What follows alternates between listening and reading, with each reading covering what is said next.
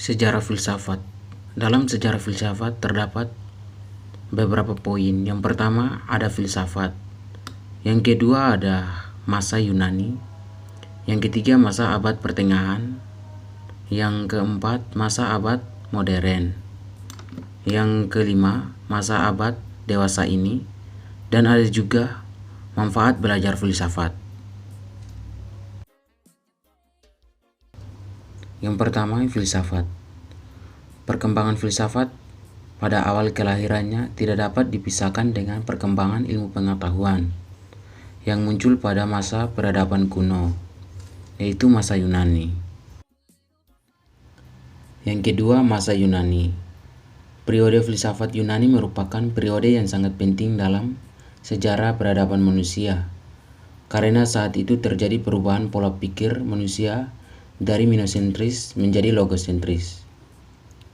Pola pikir minosentris adalah pola pikir masyarakat yang sangat mengenal mitos untuk menjelaskan fenomena alam, seperti gempa bumi dan pelangi.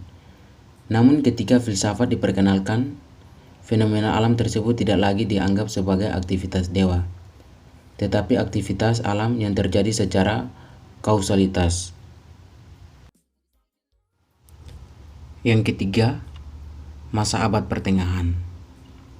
Masa abad ini diawali dengan lahirnya filsafat Eropa. Pada abad ke-6 Masehi, setelah mendapatkan dukungan dari Karel Agung, didirikanlah sekolah-sekolah yang memberi pelajaran gramatika, dialektika, geometri, aritmatika, astronomi, dan musik. Dan pada abad ke-13 berdirinya universitas-universitas dan ordo-ordo baru. Dalam ordo inilah mereka mengabdikan dirinya untuk kemajuan ilmu dan agama. Yang keempat, masa abad modern.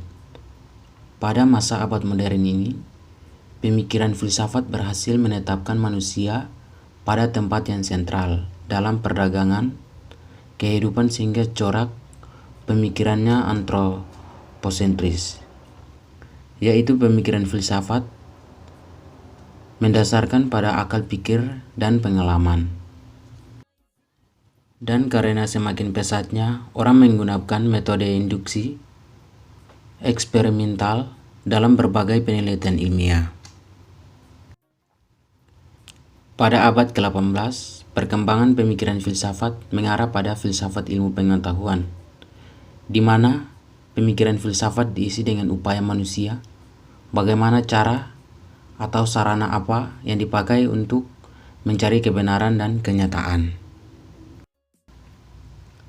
Pada abad ke-19, perkembangan pemikiran filsafat terpecah belah.